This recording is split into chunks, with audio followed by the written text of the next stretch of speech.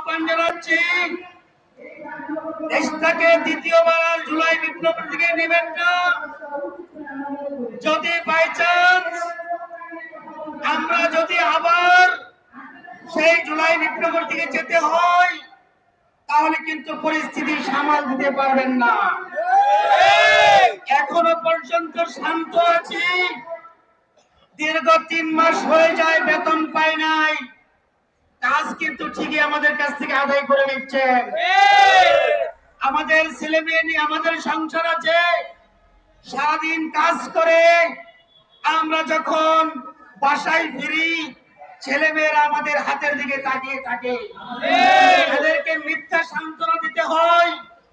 আজকে আমি বলতে চাই, শ্রম অধিদপ্তরে আমরা আপনাদের আন্ডারে কাজ করি, আমরা শ্রম দেই, আমরা